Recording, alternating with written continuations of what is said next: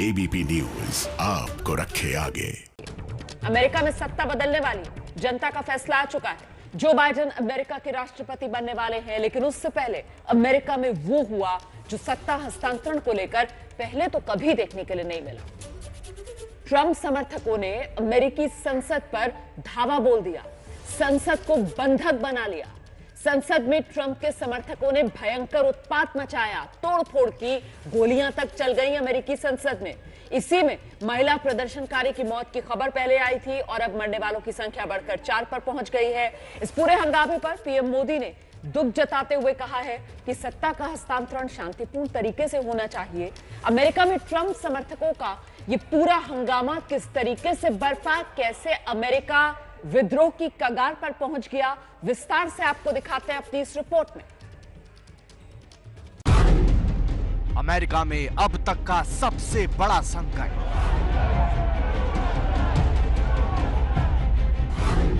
अमेरिकी संसद के अंदर चली गोली।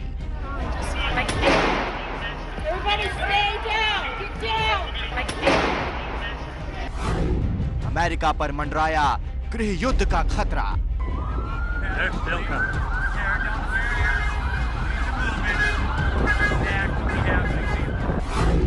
अमेरिकी संसद को ट्रंप समर्थकों ने बनाया बंधक।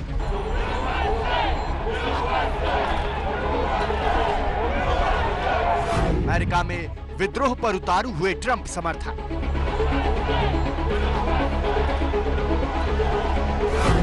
अमेरिकी संसद में घुसे ट्रंप समर्थक। अमेरिका के करीब 300 साल के इतिहास में आज तक ऐसा नहीं हुआ जब एक चुनाव हारा हुआ राष्ट्रपति अपनी हार मानने से इनकार कर दिया हो और उसके समर्थक अमेरिकी संसद को घेर लें और संसद के अंदर गोली चलानी पड़ जाए। बुधवार को कैपिटल हिल के चप्पे चप्पे पर राष्ट्रपति ट्रंप के समर्थक जमा हो गए। देखते ही देखते भीड़ उग्र होने लगी। एहतियातन सुरक्षा दस्ते ने कैपिटल हिल को सील कर दिया, लेकिन भीड़ बेकाबू हो गई। ट्रंप के समर्थक संसद में घुस गए, जहां दोनों सदनों यानी हाउस और कांग्रेस में नए राष्ट्रपति चुनाव के नतीजों पर बहस हो रही थी और थोड़ी देर बाद नतीजों पर संसद वोट करके मुहर लगाने वाला था। तभी अचानक सुरक्षा दस्ता सदनों में घुस जाता है और फिर सदन के पीठासीन अधिकारी को सुरक्षित बाहर ले जाते हैं। भीड़ संसद के अंदर घुसती है और एक समर्थक उपराष्ट्रपति माइक पेंस की कुर्सी पर बैठ जाता है और इसके बाद खबर आती है कि सुरक्षा कर्मियों को एहतियातन फायर करना पड़ा।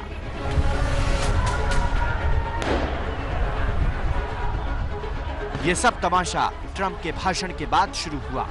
बाइडेन की जीत पर संसद के फाइनल फैसले से डरे ट्रंप ने पहले से ही बड़ी रैली वॉशिंगटन में बुलाई थी। इसी रैली में आए समर्थक ट्रंप के भाषण के बाद भड़क गए। ट्रंप ने सीधे सीधे कह दिया कि अमेरिकी चुनाव में धांधली हुई है और बाइडेन के वोट कंप्यूटर से आए हैं और वो इस नतीजे को नहीं मानते। By the way, does anybody believe that Joe had 80 million votes? Does anybody believe that? He had 80 million computer votes.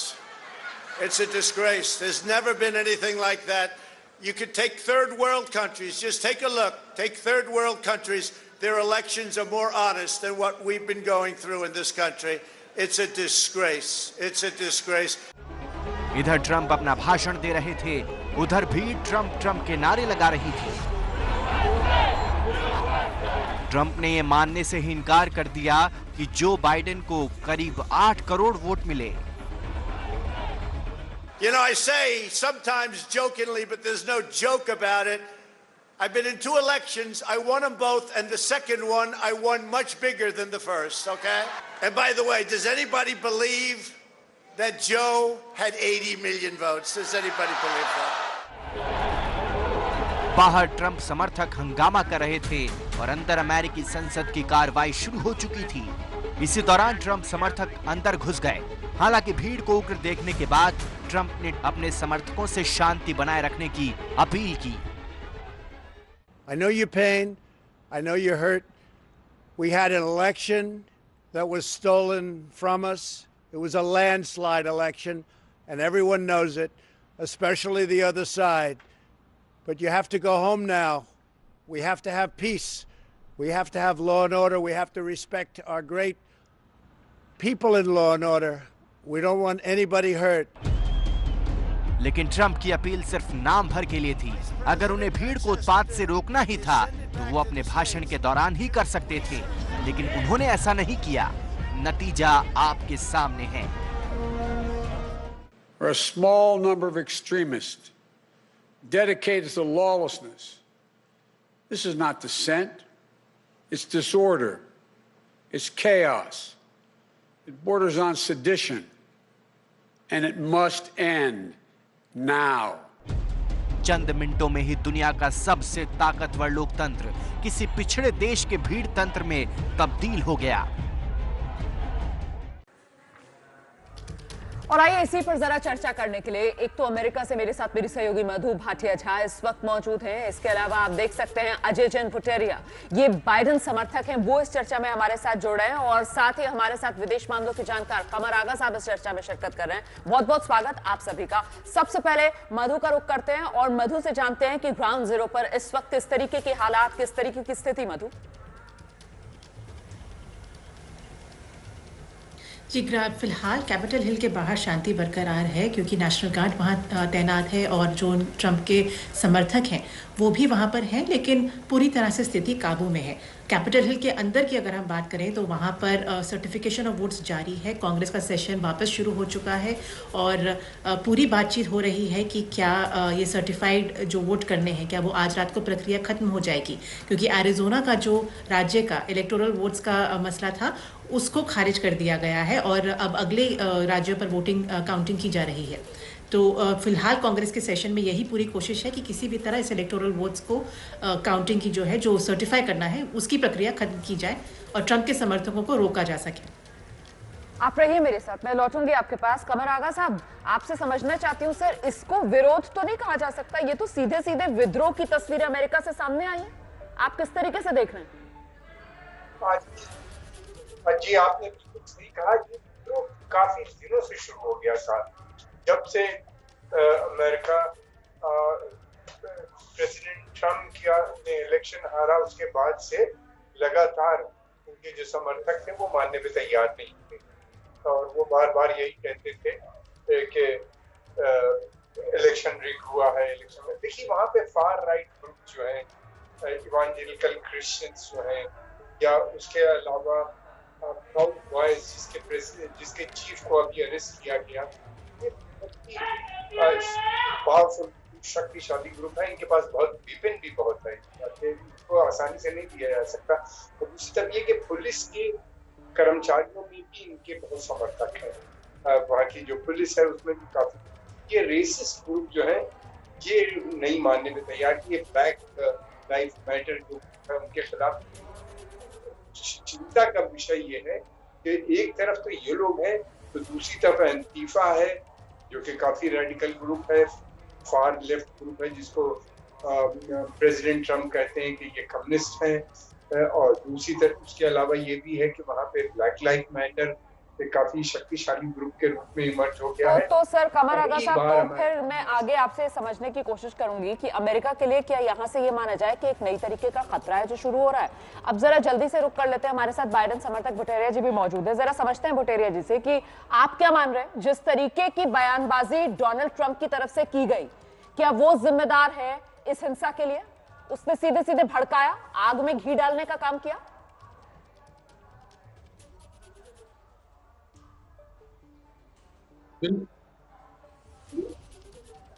बिल्कुल, आज हमारे लोकतंत्र के ऊपर एक अभूतपूर्व हमला हुआ, कैपिटल पर हमला हुआ, कांग्रेस पर हमला हुआ और ये अराजकता के जो दुष्ट आप देख रहे हैं वो अमेरिका नहीं है।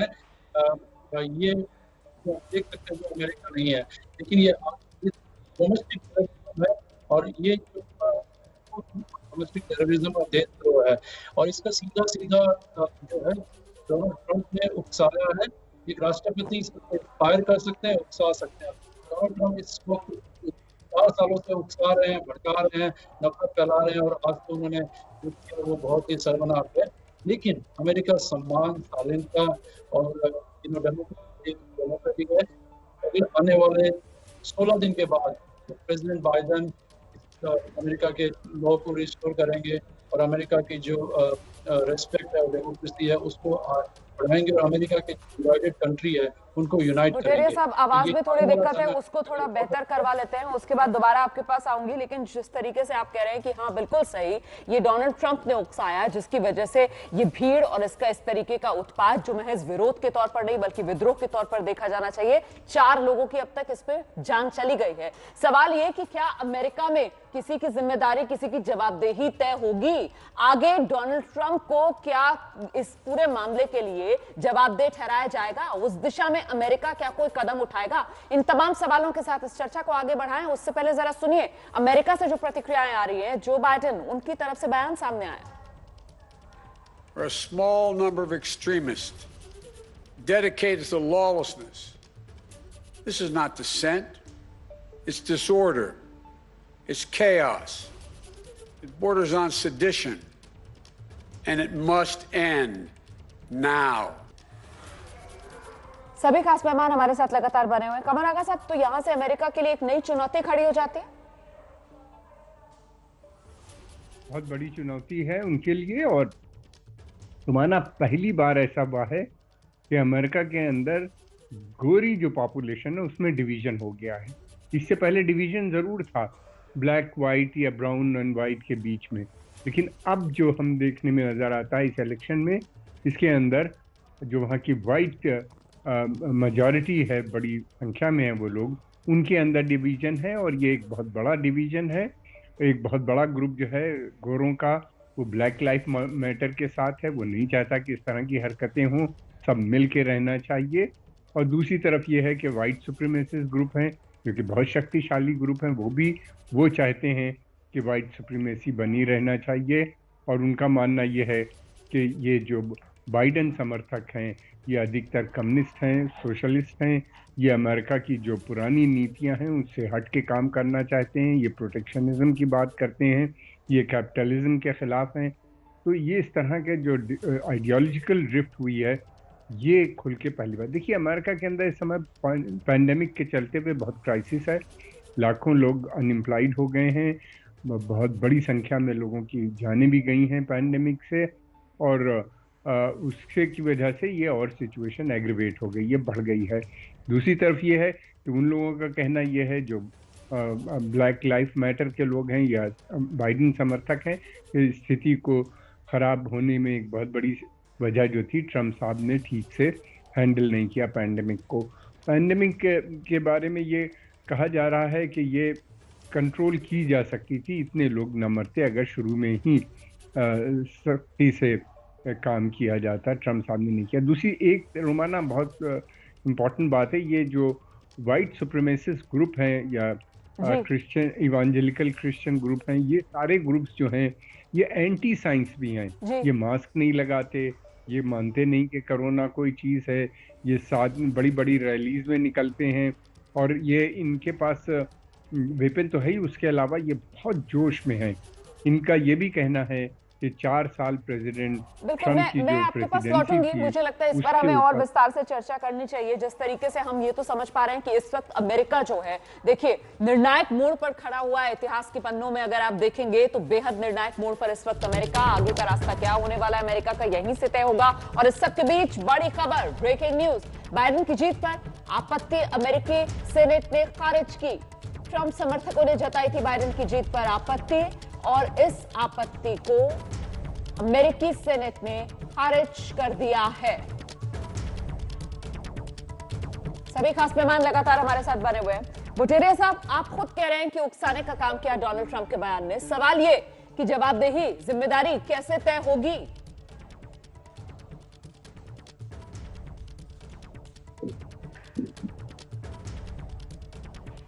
बुटेरिया साहब, क्या कोई विकल्प है, किसी तरीके की कोई कार्रवाई आप लोग जब सत्ता में आएंगे तो डोनाल्ड ट्रंप के खिलाफ की जा सकती है? हाँ जी,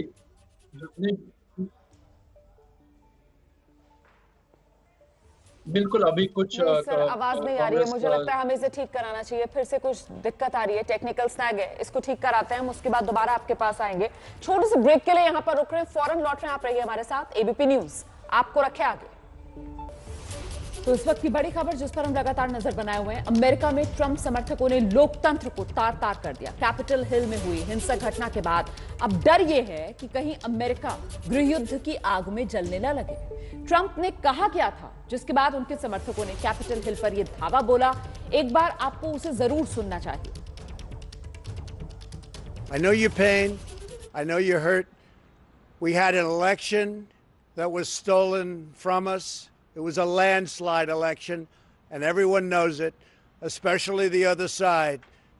But you have to go home now. We have to have peace. We have to have law and order. We have to respect our great people in law and order. We don't want anybody hurt. It's a very tough period of time.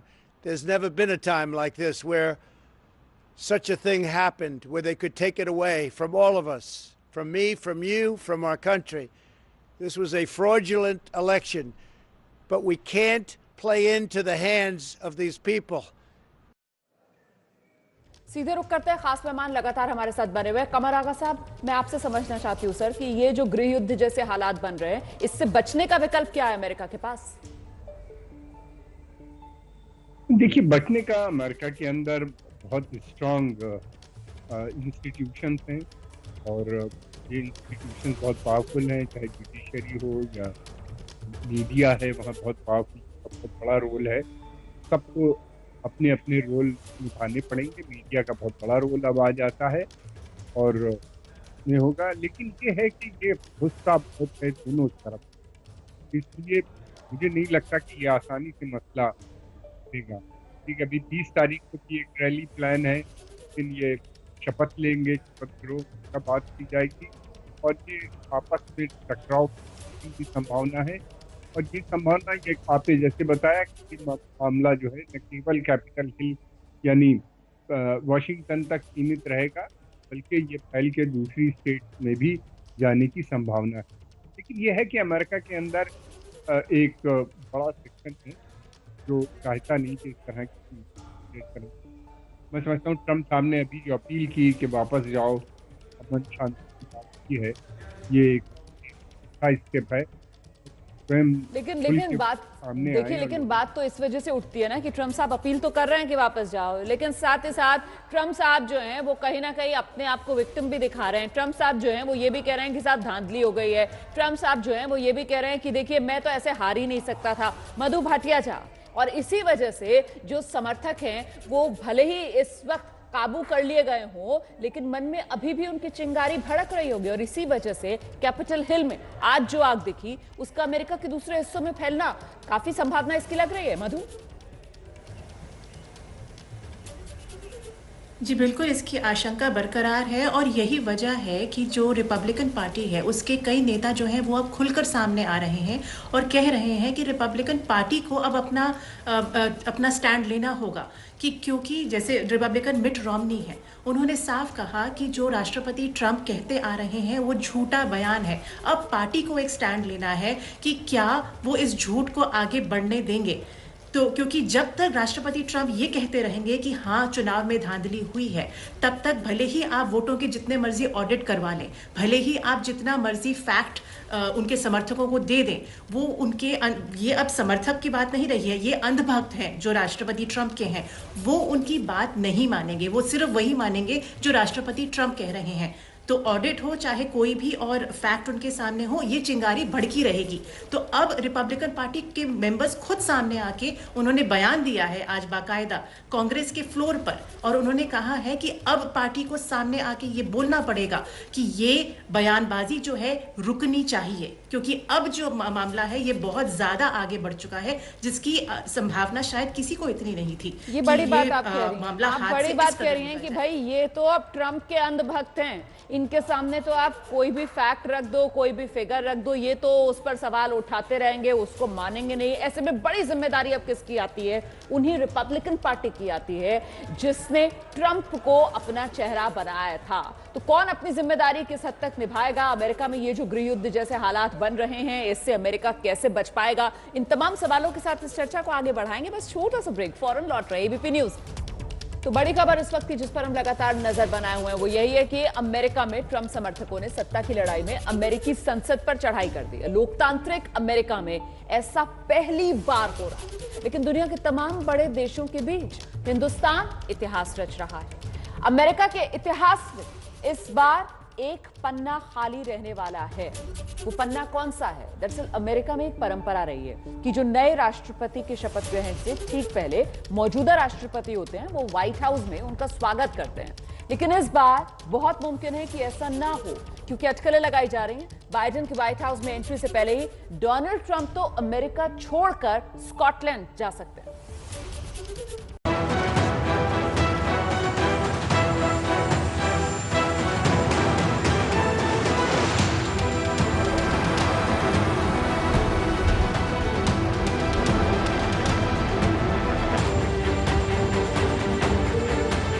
इतिहास के पन्नों पर कुछ तस्वीरें अपनी अमिट छाप छोड़ जाती हैं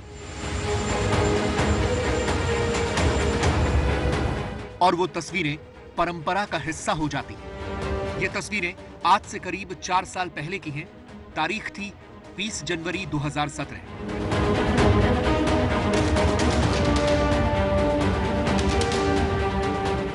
दुनिया के सबसे ताकतवर देश अमेरिका को अपना नया राष्ट्रपति मिलने वाला था। व्हाइट हाउस में डोनाल्ड ट्रंप का स्वागत करने के लिए उस वक्त के अमेरिकी राष्ट्रपति बराक ओबामा और उनकी पत्नी मिशेल खुद दरवाजे पर खड़े थे।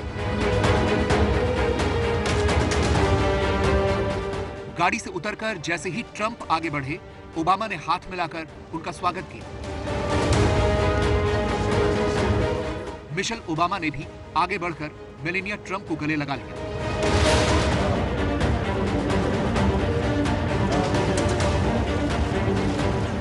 मेलेनिया अपने साथ शायद कोई तोहफा लेकर भी आई थी, जिसे उन्होंने मुस्कुराते हुए मिशेल ओबामा को भेंट किया। इसके बाद दोनों परिवारों ने उस जगह पर साथ खड़े होकर तस्वीरें भी खिंचवाई।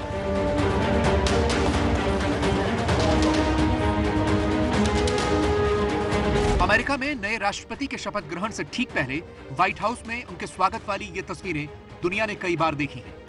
जिस तरह बराक ओबामा ने डोनाल्ड ट्रंप और उनके परिवार का व्हाइट हाउस में स्वागत किया, उसी तरह जॉर्ज डब्ल्यू बुश ने भी बराक ओबामा का इस्तकबाल किया था। लेकिन मुमकिन है कि इस बार अमेरिका से ऐसी तस्वीरें सामने न आए। 20 जनवरी को जो बाइडेन राष्ट्रपति पद की शपथ लेने जा रहे हैं, लेकिन हो सकता है कि डोनाल्ड ट्रंप उस दौरान मौजूद न रहे। अमेरिका में ऐसी अटकलें तेज हैं कि बाइडेन के शपथ ग्रहण से पहले ही डोनाल्ड ट्रंप अमेरिका छोड़कर जा सकते हैं। स्कॉटलैंड के प्रेस्टिक हवाई अड्डे के सूत्रों के हवाले से छपी इन खबरों के मुताबिक हवाई अड्डे पर 19 जनवरी को बोइंग 757 एयरक्राफ्ट के उतरने की सूचना मिल रही है। ये वो विमान है जिसे इस्तेमाल ट्रंप कभी कभी ही करते हैं। आमतौर पर इसका इस्तेमाल अमेरिका की फर्स्ट लेडी यानी राष्ट्रपति की पत्नी करती है। उनके अलावा इस प्लेन का इस्तेमाल अमेरिका का उपराष्ट्रपति भी करता है।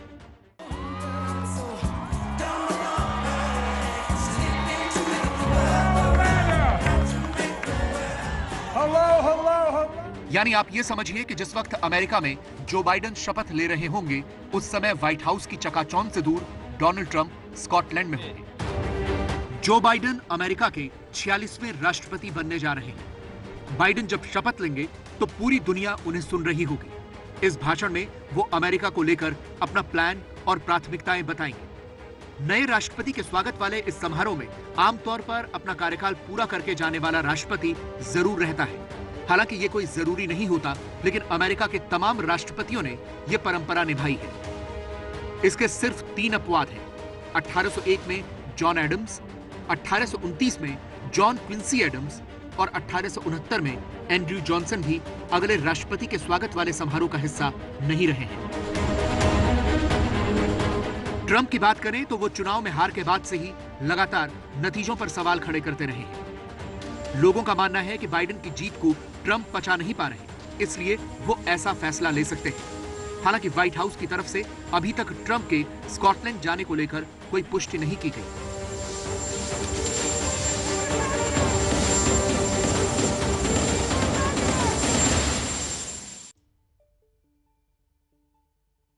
अमेरिका से ये बड़ी खबर आ रही है कि राजधानी वॉशिंगटन में 2 हफ्ते के लिए कर्फ्यू लगा दिया गया है। अभी वहां जितने नेशनल गार्ड्स तैनात हैं उनकी संख्या में इजाफा होगा।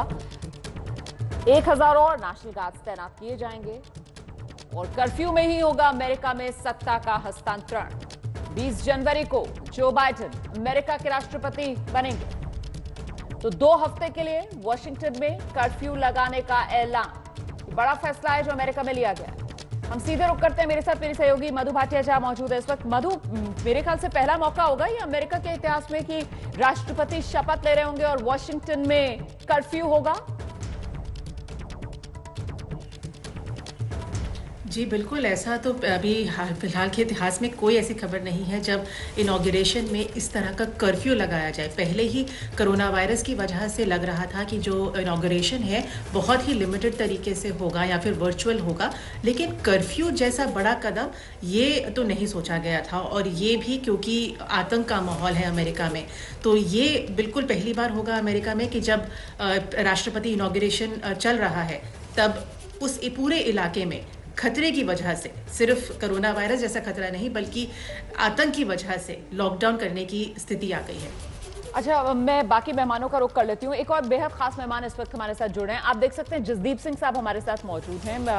ट्रंप कैंपेन के एडवाइजर रहे हैं, ट्रंप समर्थक माने जाते हैं जसदीप सिंह साहब। लेकिन ये क्या कर दिया है? ट्रंप साहब लगातार इस तरीके के बयान दे रहे हैं कि उनके समर्थक सर विरोध नहीं विद्रोह पर उतारू हो गए।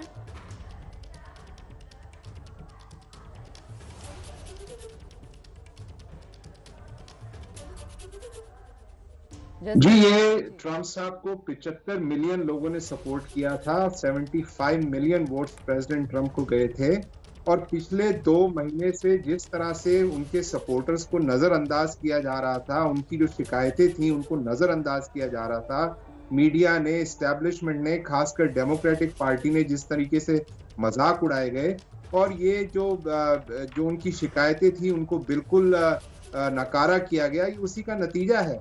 जब मीडिया, एस्टैब्लिशमेंट, हर चीज, जुडिशरी आपके खिलाफ हो जाए तब ये प्रोटेस्ट फिर जो है अमेरिका में प्रोटेस्ट की हर एक को छूट है। और ये प्रोटेस्ट जो आज हुआ है यहाँ पे कैपिटल में, इसे आप ऐसा संसद पे हमला मत समझिए जो भारत में पार्लियामेंट में पाकिस्तान के आतंकवादियों ने किया था। ये वैसा हमला नहीं था। कि यहाँ के लोगों ने विद्रोह प्रदर्शन करते हुए संसद में जाके यूएसए के नारे लगाए हैं और वहां पे कोई आगजनी, कोई लूटपाट नहीं हुई है। ये अमेरिका का एक डेमोक्रेसी में एक प्रदर्शन हुआ है। इससे पहले हम 6 महीने से आप अगर दुनिया की सबसे पुरानी डेमोक्रेसी में रहते हैं सर, तो मैं दुनिया की सबसे बड़ी डेमोक्रेसी में रहती हूँ सर, और मुझे ये पता है कि डेमोक्रेसी में विरोध का सबको अधिकार है सर, लेकिन कानून व्यवस्था बनाए रखने का भी सबको अधिकार है और उसकी जिम्मेदारी भी हम सबकी है सर। कोई कानून अपने हाथ में नहीं ले सकता है। संसद में वक्त गोलियां चल गई, आप कह रहे हैं कोई बड़ी बात हुई नहीं है, ये गृह युद्ध जैसे हालात बन गए, आप कह रहे हैं आप इसको उस नजर से मत देखिए सर। परंपराएं टूट रही है अमेरिका में सर, हिंसा हो रही है अमेरिका में, और सर दुनिया भर में अमेरिका की साख गिर रही है। अगर आपको इससे कोई फर्क नहीं पड़ता है सर तो मैं हैरान हूं, क्योंकि 4 लोगों की वहां मौत हो गई है सर। जिंदगी की भी कोई कीमत नहीं है क्या? रोमान, आपसे मैं बिल्कुल आपसे सहमत हूँ। रोमाना जी, आपसे बिल्कुल सहमत हूँ कि भारत एक सबसे बड़ी डेमोक्रेसी और अमेरिका सबसे पुरानी है, लेकिन डेमोक्रेसी में भी खामियां होती हैं और डेमोक्रेसी का ये प्रोसेस है कि जब प्रोटेस्ट होते हैं तो उसे ये भी एक डेमोक्रेसी में हक है लोगों को करने का, और इससे भी आज जो हुआ ये डेमोक्रेसी का एक हिस्सा है। और इसे ये दोनों पार्टियां, रिपब्लिकन और डेमोक्रेट्स को आज वेकअप कॉल गई है अमेरिका की जनता की तरफ से कि यहाँ पे हमारी डेमोक्रेसी में कुछ खामियां हैं, इसे देखा जाए। और ये जो बाइडेन के लिए भी एक बहुत बड़ा मैसेज है कि उनकी जिस दिन उनकी सर्टिफिकेशन होना है उस दिन अमेरिका के लोगों ने, अमेरिका की जनता ने बड़े तादाद में जाके ये प्रोटेस्ट किया, कैपिटल बिल्डिंग को अपने काबू में किया, उसके बाद वहां से चले गए हैं शांतिपूर्वक। आप वेकअप कॉल जो रिपब्लिकन्स डेमोक्रेट्स के लिए कह रहे हो सर यहाँ हम इतनी देर से बैठकर चर्चा कर रहे हैं और यहाँ से तो ये बात निकल कर आ रही है कि ये वेकअप कॉल जो है वो डोनाल्ड ट्रंप के अंधभक्तों के लिए है सर, जिनको फैक्ट्स पर यकीन ही नहीं है, जिन्होंने अपने जहन में जो कहानियां बना ली हैं उसी पर वो आगे बढ़ते रहना चाहते हैं। और इसका खमियाजा डोनाल्ड ट्रंप के अंधभक्तों का खमियाजा जो है सर पूरा अमेरिका भुगत रहा है। और किस रूप में भुगत रहा है सर कि आज दुनिया भर के देश अमेरिका को नसीहतें दे रहे हैं। अगर आपको अब भी शर्म नहीं आ रही है सर तो मैं तो हैरान हूं। तो आप कह रहे हैं तो ये आप अब 75 मिलियन अमेरिकन को जिन्होंने डोनाल्ड ट्रंप को सपोर्ट किया, आप उन्हें अंधभक्त कह के उनकी बेइज्जती करते हैं। और यही हरकतें अमेरिकन मीडिया भी करता रहा है, जिसकी वजह से आज ये प्रोटेस्ट हुआ है। और यही हमें बंद करना है, यही हमें यूनाइट करना है। ऐसे शब्दावली कि डोनाल्ड ट्रंप के भक्तों को आप अंधभक्त कहें, 75 मिलियन को, 75 मिलियन अमेरिकन ने उन्हें वोट दिए जो उनके साथ खड़े हैं। और आप आज उनका ये मैसेज को सीरियसली लें और कंट्री को डिवाइड की बजाय यूनाइट करें। सर आप जिस तरीके से बात रख रहे हैं तो आप 75 मिलियन के 75 मिलियन को कटघरे में खड़ा कर रहे हैं, जबकि सवाल यहां पर उन लोगों को लेकर है जो हिंसा में संलिप्त पाए गए, जिन्होंने जाकर संसद पर हमला कर दिया, उन्हें लेकर सवाल यहां पर पूछा जा रहा है। अभी भी आप मुद्दे को समझने की बजाय, सुलझाने की बजाय उसे भटकाने की कोशिश कर रहे हैं।